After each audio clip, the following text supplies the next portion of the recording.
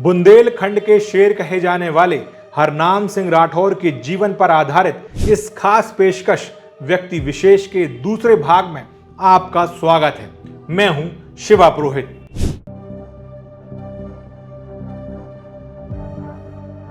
तारीख थी 24 नवंबर 1993। अविभाजित मध्य प्रदेश की 320 विधानसभा सीटों पर मतदान चल रहा था। सागर जिले की बंडा विधानसभा से 2 बार के विधायक रहते हुए हरनाम सिंह राठौर बीजेपी के टिकट पर तीसरी बार चुनाव लड़ रहे थे। करीब 4 बजे शाम को हरनाम सिंह राठौर जब कई पोलिंग बूथ पर वोटिंग का मुआयना कर एक पोलिंग बूथ पर पहुंचते हैं, तभी अचानक उनके पास उनका सबसे विश्वसनीय व्यक्ति पहुंचता है। वो उनके कान में कुछ कहता है। हरनाम सिंह राठौर उसकी बात बड़े ही ध्यान से सुनते हैं और थोड़ा सोचते हैं और फिर बिना कुछ बोले केवल अपना सर हिलाते हुए आगे की पोलिंग पर निकल जाते हैं। इसके अगले कुछ दिन बाद जब मध्य प्रदेश विधानसभा चुनाव के नतीजे आते हैं, तब जो बात हरनाम सिंह राठौर के कान में उनके समर्थक ने कही थी, वो बात कुछ हद तक सही साबित होती है। कांग्रेस बंडा विधानसभा से 3,352 वोटों से चुनाव जीत जाती है। दरअसल कांग्रेस ने हरनाम सिंह राठौर के बढ़ते कद को देखते हुए यह समझ लिया था, अगर वो इस तरह सत्ता में बने रहे तो कांग्रेस को आने वाले दिनों में इसका खामियाजा उठाना पड़ेगा। इसलिए कांग्रेस ने सागर के एक बड़े और दबंग शराब कारोबारी संतोष साहू को बंडा विधानसभा क्षेत्र से मैदान में उतारा। वरिष्ठ बीजेपी नेता हरिराम सिंह 1993 के इस चुनाव को याद करते हुए बताते हैं, हरनाम भैया को चुनाव में अपनी जीत को लेकर बिल्कुल भी संदेह नहीं था। मैं जब भी उनसे कहता था, भैया मुझे कुछ ठीक नहीं लग रहा है, लोगों के भाव समझ नहीं आ रहे हैं, तो वो मुझसे कहते थे, वकील साहब क्या हमने कुछ काम करने में कमी रखी है। हमारे हरनाम भैया इतने अस्वस्थ थे काम के प्रति। मैं जब भी उनसे कहता था कि भैया कुछ मुझे ठीक नहीं लग रहा लोगों के भाव, तो एक बात कहते थे कि क्या वकील साहब कहूँ अपन ने कर्वी में कमी रखी। हमने कि नहीं भैया। तो उसमें क्या हुआ कि इन्होंने जो पैसा बांटा तो लोगों में एक बात बनाई कि हमारा 10 वोट हैं, 6 हरनाम भैया को तो दे ही रहे हैं, पैसा ले रहे तो 4 साहू जी को दे दी। इस दृष्टि से लोग बटे तो उसमें हम पिछड़ गए। बस ये हुआ पैसा के लेन देन में, और ना तो हमारे और न कार्यकर्ताओं में कुछ नहीं हुआ, सिर्फ पैसा के लेन देन। साल 1993 में हरनाम सिंह राठौर और संतोष साहू के बीच हुआ यह चुनाव एक ऐतिहासिक चुनाव था। मध्य प्रदेश की सत्ता में साल 1990 में भाजपा ने वापसी की। सुंदरलाल पटवा सीएम बने। तब हरनाम सिंह राठौर बुंदेलखंड में दिन ब दिन मजबूत होते जा रहे थे। सत्ता में आने के बाद उनका प्रभाव और तेजी से बढ़ता जा रहा था, लेकिन अयोध्या में बाबरी विध्वंस की घटना के बाद केंद्र ने पटवा सरकार को बर्खास्त कर दिया।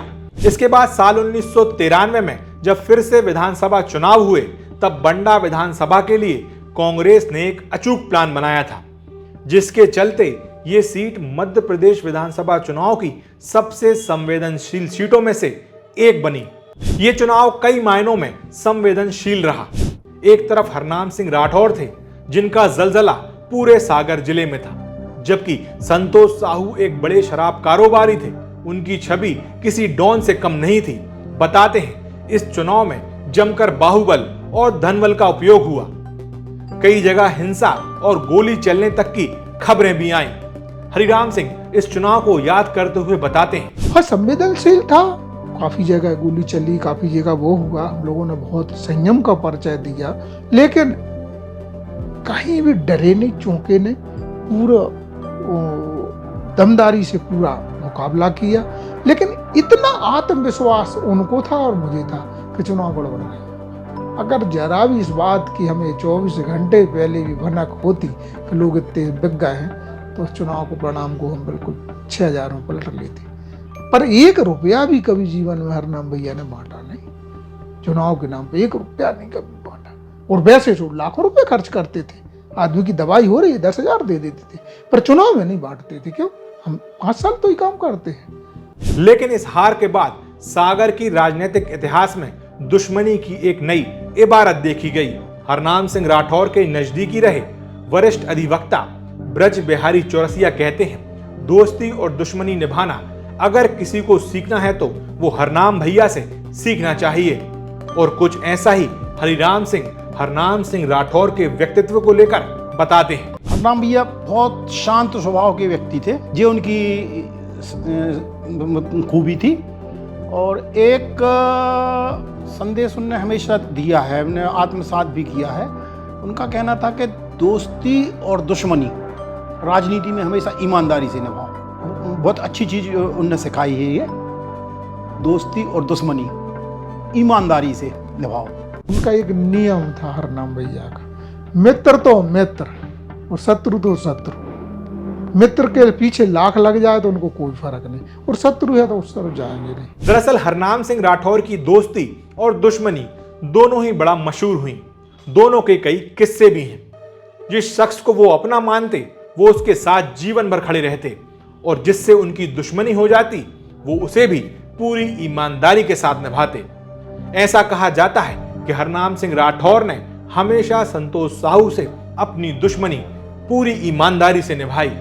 हालांकि उन्होंने कभी इसे प्रचारित नहीं किया, लेकिन उनके दिल में ये बात हमेशा घर करे रही। हरनाम सिंह राठौर की संतोष साहू के प्रति नफरत की बानगी एक छोटे से उदाहरण से समझने की कोशिश करिएगा। हरनाम सिंह राठौर के निजी ड्राइवर भगत सिंह एक बार मुझे बताते हैं, पापा यानी हरनाम सिंह राठौर जब भी बहेरिया फार्म हाउस जाते या मकरोनिया से गुजरते तो जैसे ही संतोष साहू की निर्माणाधीन और बाद में बनकर तैयार हुई पैराडाइज होटल पास आती, वो दूसरी तरफ अपना चेहरा घुमा लेते। उन्होंने कभी भी उस होटल की तरफ नहीं देखा, क्योंकि वो होटल संतोष साहू की थी। एक बार विधायक रहते हुए गोपाल भार्गव और संतोष साहू के बीच किसी बात को लेकर ठन गई, जिसके बाद ऐसी चर्चाएं जोर पकड़ने लगी कि संतोष साहू ने सागर शहर में घुसने पर गोपाल भार्गव को खुली धमकी दी है। दरअसल साल 1993 में दिग्विजय सिंह की सरकार आई, तब संतोष साहू पावर में आ गए। एक वक्त ऐसा आया, गोपाल भार्गव और संतोष साहू के बीच विवाद इतना बढ़ गया कि संतोष साहू ने गोपाल भार्गव को सागर नगर की सीमा में ना घुसने की चेतावनी दे डाली। वरिष्ठ भाजपा नेता हरिराम सिंह बताते हैं, रहली विधानसभा में तत्कालीन विधायक रहते हुए गोपाल भार्गव ने संतोष साहू की कुछ शराब दुकानें हटाने की कोशिश की, जिसके बाद संतोष साहू ने धमकी दी कि अगर गोपाल भार्गव सागर शहर की सीमा में घुसेंगे तो उनके हाथ काट लिए जाएंगे। ये बात जब हरनाम सिंह राठौर को पता चली तो उन्होंने गोपाल भार्गव को फोन किया और उनसे सागर आने को कहा। साथ ही एक भव्य रैली निकालने की घोषणा कर दी। इस रैली से पहले हरनाम सिंह राठौर ने दहाड़ते हुए ऐलान भी किया, अगर किसी में दम हो तो गोपाल भार्गव को उंगली लगाकर दिखाए, मैं उसका पूरा हाथ उखाड़ दूंगा। इसके बाद रैली मोतीनगर चौराहे से शुरू हुई। हरनाम सिंह राठौर खुद गोपाल भार्गव का हाथ पकड़कर पैदल चलते हुए सबसे पहले तीनबत्ती होते हुए कटरा पहुंचे, जहां संतोष साहू का दफ्तर हुआ करता था। उनका ये था कि इनकी दुकान थी, तो भार्गव जी ने 2-3 दुकानें वहाँ डिस्टर्ब करा दी थी। तो इनने साहू जी ने कहा कि गोपाल भार्गव जी अगर आएंगे सागर तो अब इनके हाथ कटवा देंगे। ये बात स्टेटमेंट में भैया को पता लगी, तो भैया ने फ़ोन किया, गोपाल भैया आप सागर आओ, और ये तय किया कि पूरा जुलूस अपना मोतीनगर से और तीनबत्ती कटरा होती सदर आएगा, और घोषणा कर दी थी कि अगर कोई इनकी उंगली को हाथ लगाएगा तो पोंचा काट लो। और बिल्कुल साथ में आके पूरा वहाँ से लेके सदर बंगला तक जुलूस आया था, और उस दिन लगभग हुए तो 1000-2000 हथियार बुरे लोगों के हाथ में, और वहाँ से आए थे सदर तक, कहीं किसी ने कोई। ठीक ऐसा ही कुछ बीजेपी के वरिष्ठ नेता दिलीप सिंह जूदेव की सभा को लेकर हुआ। उनकी एक सभा सागर में होनी थी, जिसको लेकर कुछ इसी तरह की धमकी दी गई, जिसके बाद न सिर्फ हरनाम सिंह राठौर ने तीनबत्ती पर सभा आयोजित की, बल्कि एक बेहद तीखा और चर्चित भाषण भी दिया। उन्होंने मंच पर खड़े होकर ललकारते हुए कहा कि ये बेटे हैं जूदेव जी, जिसकी मां ने उसे दूध पिलाया हो, इन्हें हाथ लगा कर दिखाए, मैं हरनाम सिंह राठौर उसकी खाल उतार कर उसमें भूसा भरवा दूंगा। वो कटरा की सभा का ये था कि अपना दिलीप सिंह जूदेव खरसिया से चुनाव लड़े थे माननीय अर्जन सिंह जी के साथ। तो उनको यहाँ पूरे प्रदेश में दिलीप सिंह देव की सभाएं कराई जा रही थी कि फर्जी तरीके से जीत गए। तो यहाँ लोगों ने किया था कि अगर दिलीप सिंह देव की सभा होगी तो हम उस व्यक्ति के भी हाथ काट लें। उस समय भैया विधायक बन चुके थे। तो कटरा चौकी के नहीं अपनी म्यूनिसिपल स्कूल की यहाँ सभा हुई थी भाजपा की। वो भाजपा में सबसे पहले उन्होंने कहा था कि जिस व्यक्ति की माँ ने दूध पिलाया हो, तो ये बैठे हैं दिलीप सिंह देव, इनको छू ले तो मैं कहता हूं खाल निकाल के मैं भूसा भरवाऊंगा इसी वक्त। जिसको जो करना हो हरनाम सिंह राठौर मंच से चैलेंज कर रहे हैं। और आम सभा के बाद उनको भी पैदल लेके और कटरा चौकी तक आए थे। फिर बंगला में आके उनके भोजन हुए थे। दिलीप सिंह देवदी भैया के बहुत अच्छे मित्र थे, तो उस समय भी यही चैलेंज किया था। हरनाम सिंह राठौर के तीखे भाषण अक्सर चर्चाओं में रहते थे। कई बार उन्हें सुनकर वहां बैठे लोग दंग रह जाते थे। ऐसा ही जब संतोष साहू से उनकी नाराजगी चरम पर थी, तब वो मंच से उन्हें कई तरह के उपनामों से उल्लेखित करते हुए काफी तीखा भाषण देते थे। वैसे हरनाम सिंह राठौर बहुत कम बोला करते थे। उनकी आंखें आधे से ज्यादा बात उनका मूड कैसा है ये बता देती थी। इतना ही नहीं, उनकी उदारता और उनकी दया भाव भी किसी से छुपी नहीं थी। कई बार वो ऐसे लोगों की मदद भी कर देते थे जिसको लेकर उन्हें मालूम होता था कि मदद लेने आया व्यक्ति झूठ बोल रहा है। पर उनकी उदारता का एक उदाहरण बताएं। एक दिन हम लोग बैठे घर पर, वहाँ का एक व्यक्ति आया, उसने भैया को निवेदन किया कि भैया बिटिया की शादी है और हम गरीब आदमी हैं, हमें कुछ मदद करो। तो वकील साहब एक काम करो, इनको 1500 रुपया ले आओ, अंदर से दे दो।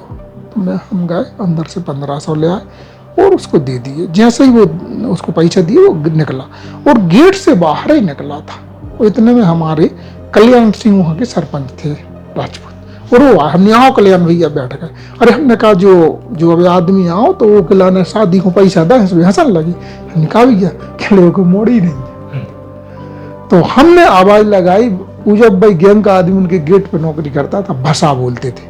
हमने आवाज लगाई, भसा भैया कहले क्या कर रहा है? हमने कहा ऊखों पर लौटवा रहा है। अरे कहले यार वकील साहब तुम भी क्या करते हैं? क्यों? देखो कितने सूत्र बताए हमने, 3 सूत्र बताए। कहने लगे देखो वकील साहब, या तो को देने हुई है सो चुप गो, या वो लेगा वैसो अपनों अगले जन्म में चुके, या हराम को वाह हुई है सो चलो गो। तीनों सूत्रों ने बताया। कभी पैसा देने की बात टूकते नहीं थे।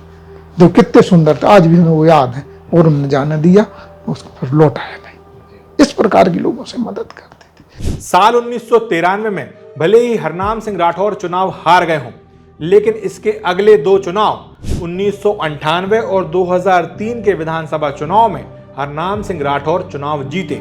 हालांकि 2003 में कांग्रेस ने एक बार फिर बंडा विधानसभा से एक और प्रयोग किया। यहां से कांग्रेस के वरिष्ठ नेता डालचंद जैन के परिवार से यानी BS जैन परिवार से स्वदेश जैन को टिकट दिया। लेकिन इस चुनाव में हरनाम सिंह राठौर ने कोई चूक नहीं की और चुनाव जीते। हरनाम सिंह राठौर के चुनाव लड़ने का भी एक अपना स्टाइल था।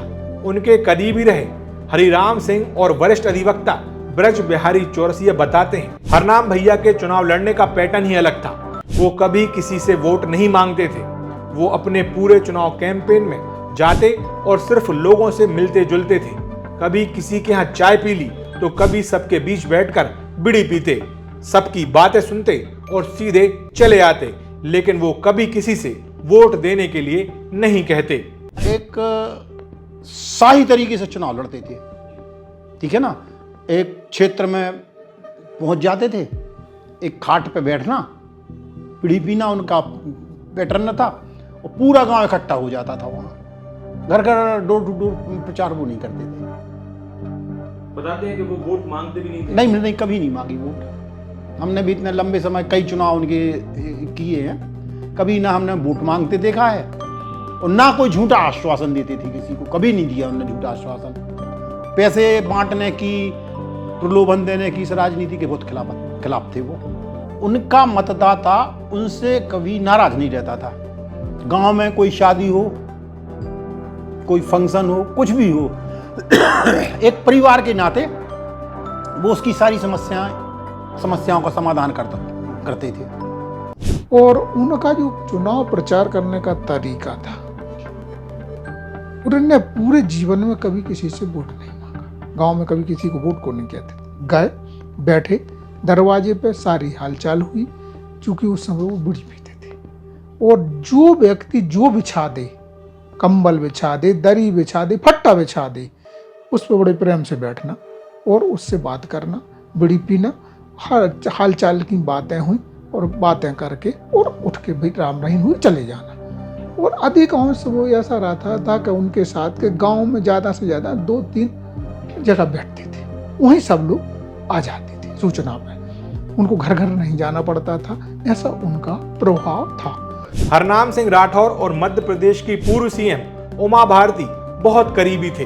उमा भारती जब 6 साल की थीं और जब भी सागर में कथा का वाचन करने आती थीं, तो राठौर बंगले में ही रुकती थीं।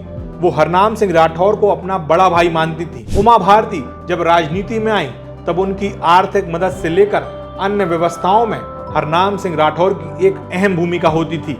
जब उमा भारती साल 2003 में बीजेपी की सीएम का चेहरा बनी, तब हरनाम सिंह राठौर ने बुंदेलखंड में बीजेपी की कमान थामी और यहां से बीजेपी के गढ़ को मजबूत किया। उधर उमा भारती सीएम बनी तो हरनाम सिंह राठौर उनके कैबिनेट में मंत्री बने। उमा भारती के संबंध उनके ऐसे थे कि वो जब 6-7 वर्ष की थी तो प्रवचन को आती थी, क्योंकि इनका परिवार धार्मिक था। तो रुकना अधिकांश सागर में बंगले पे होता था। तो अम्मा और बड़ी भाभी उनको नहलाती थी, फ्राक पहनाती थी, कपड़े पहनाती थी। तो उस समय से बड़े भैया बड़ी भाभी उनको बोलती थी, और वो संबंध जुड़े रहे और राजनीति में भी वो संबंध जाके आगे जुड़ गए। तो बड़े भैया को इतना ही सम्मान करते कि जहां अगर भैया ने कह दिया तो वो मान जाती थी। मूड की बात आई और भैया ने कहा तो मान जाती थी। और उसी हिसाब से राजनीति में डिगन थी। हमेशा जब सांसद रही, हमेशा वो फाइनेंशियली मदद करते थे उनकी, मैं ही देना जाता था, चुनाव लड़ती थी। दरअसल हरनाम सिंह राठौर की अपनी एक अलग जीवन शैली है। अक्सर वो सुबह देरी से उठते, देर रात तक अपने विधानसभा क्षेत्र में घूमते, परिवार से ज्यादा पार्टी को तवज्जो देते और हमेशा अपने मन मुताबिक जीना उनकी एक आदत थी। उनकी इस शैली से उमा भारती बचपन से ही परिचित थीं। जब उमा भारती सीएम बनी, तब उन्होंने एक बार हरनाम सिंह राठौर से मजाक करते हुए कहा कि भैया, पहले आप बड़े भैया थे, मैं कुछ भी नहीं कह पाती थी, लेकिन अब मैं सीएम बन गई हूं, अब आपको टाइम टेबल से उठना है और टाइम टेबल से आना है। उमा भारती एक दिन कहने लगी, भैया मुख्यमंत्री बनने के बाद मुझे एक बड़ी उपलब्धि हुई है। क्या? कहले अब मैं कुछ आपसे कह सकती हूँ। उस समय तो बड़े भाई थे तो कुछ कह नहीं सकते थे, पर आप कुछ कह सकती हो। आप टाइम टेबल से उठना और टाइम से आना और टाइम से जाना। तो उस समय भैया जब कैबिनेट रहती थी, उस दिन बाकायदा 6-7 बजे उठ जाते थे, तैयार होते थे, चंदन लगाते थे। क्या वो देखती थी दीदी के क्या पूजा करी कि नहीं, तो लखे थे किसा बच्चों चंदन मुझे सब ले आके रख दियो और टीका लगा के और कैबिनेट में जाते थे। और बहुत ही सम्मान उमा जी उनका करती थी, भैया उनका करते थे। इनके विभाग के मामले में कभी हरिराम सिंह उमा भारती और हरनाम सिंह राठौर के कुछ किस्से सुनाते हुए बताते हैं। हम लोग भोपाल में थे जब ये मुख्यमंत्री नहीं थे। हम लोग भदभदा के यहाँ से आउटर से जा रहे थे, तो कहने लगे भैया गाड़ी रोको, जिप्सी लिए थे। भैया चला रहे थे, दीदी आगे बैठे थे, हम लोग पीछे थे। कहले गाड़ी रोको। कहले क्या? भैया गुरपट्टी खाने। क्या करा था? कहले सही बताए, हमें खूब मन होता कि बचपन में गुरपट्टी खाते, खा ले मैंने, ये से नहीं खा पाऊँ तो दूसरे लोग कहेंगे ये गुरपट्टी खात। भैया ने गाड़ी रोकी और कहते। एक बार की और घटना है, हम लोग थे दमोई के उपचुनाव में। तो उपचुनाव में हम लोग थे इंटीरियल में, उमा जी आई थी। तो शाम हो गई। कहले भैया एक हमें बहुत शौक लगता है, लेकिन बाकी लोगों से कह नहीं सकती और डर लगता है। आप गाड़ी चलाओ, हमें बोनट पर बैठना है और बोनट पर बैठ के हमें तो आनंद लेना है। कैसा आप से भरोसा है?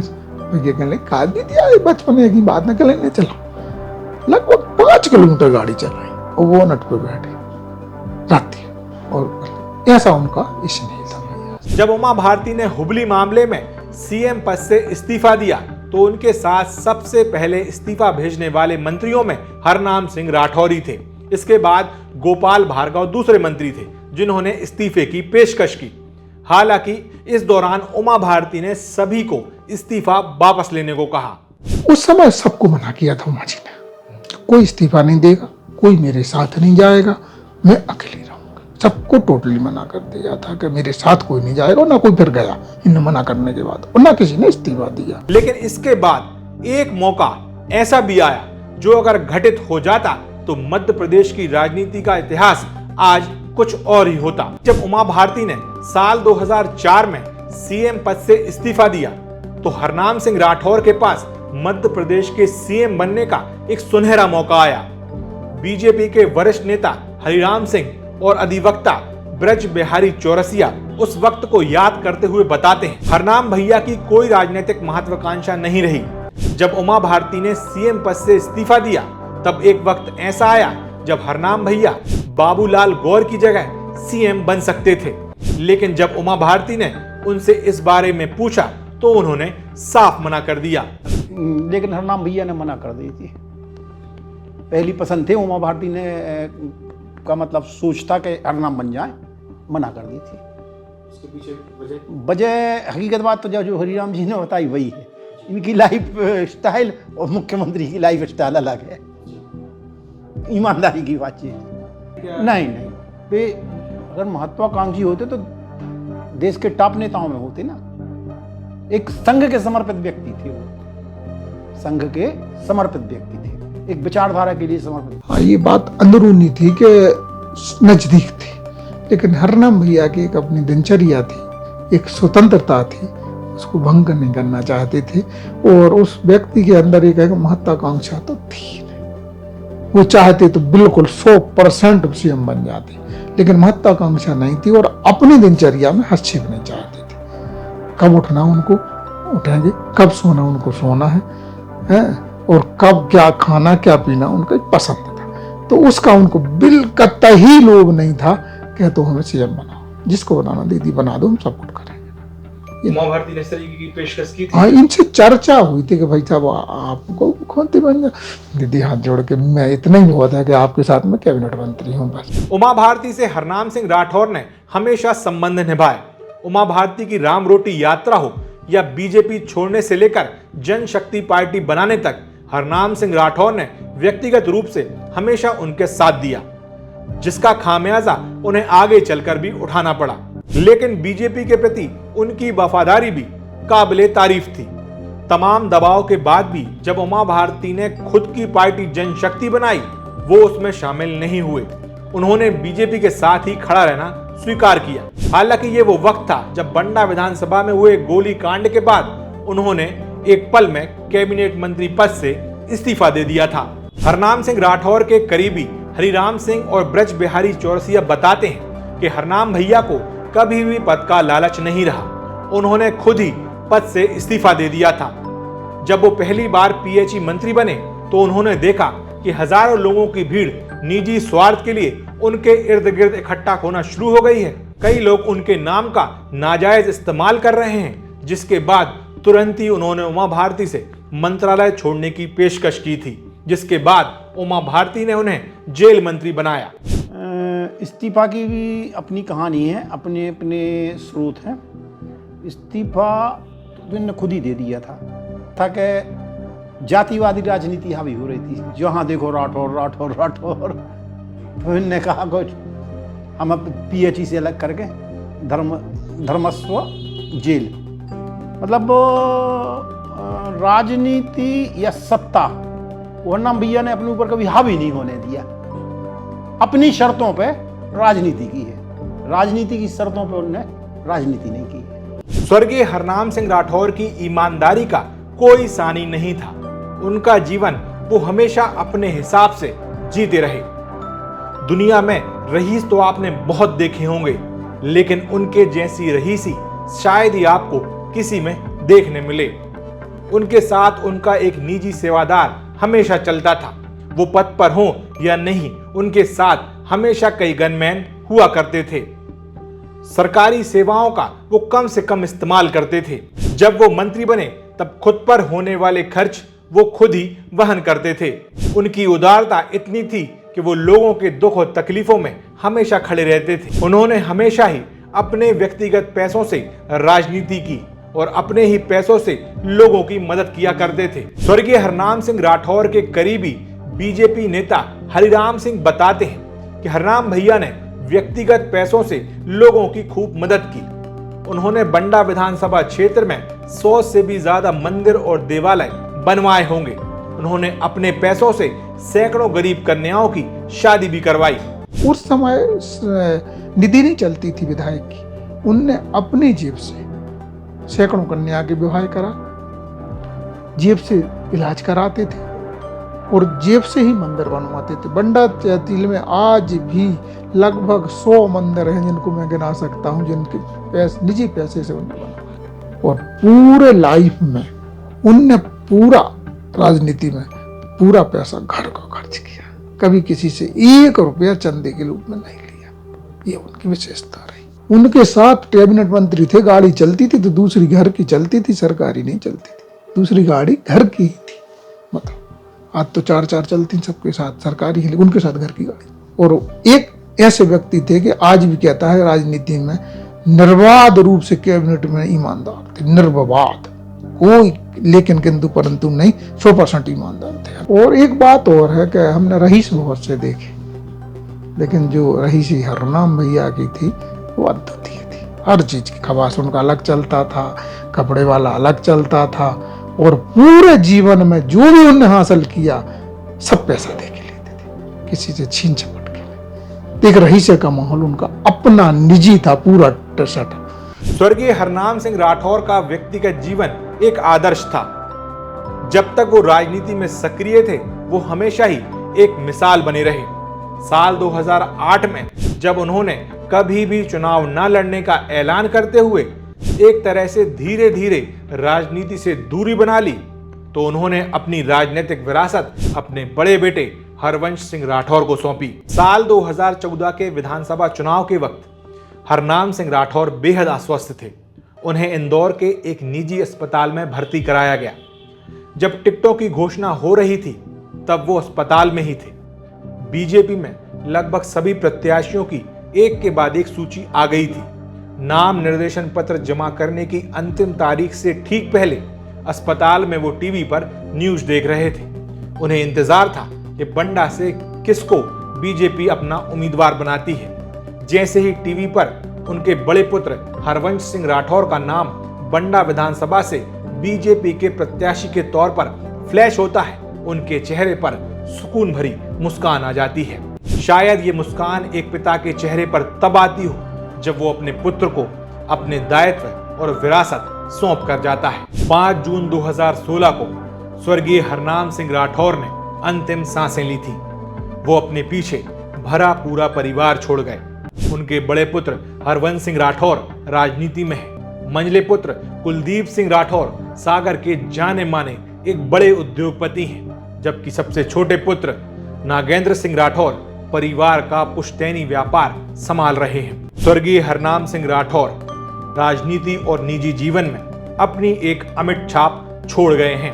उन्हें उनकी जिंदादिली, निडरता और खुद के बनाए न्याय संगत उसूलों के लिए हमेशा याद किया जाता रहेगा। नमस्कार साथियों, मैं हूं शिवा पुरोहित और आप देख रहे हैं सागर टीवी न्यूज STVN इंडिया। सागर टीवी न्यूज STVN इंडिया पर तमाम खबरें देखने के लिए आप सागर टीवी न्यूज के YouTube channel, Facebook page, Instagram page को सब्सक्राइब, फॉलो और लाइक करें। और अगर आप हमारे सभी स्पेशल प्रोग्राम एक साथ एक जगह पर देखना चाहते हैं तो आप YouTube, Facebook और Instagram पर शिवा पुरोहित सर्च करें और मेरे चैनल पर आप जाएं और वहां आपको मिलेगा तमाम स्पेशल खबर का एक पूरा भंडार। नमस्कार।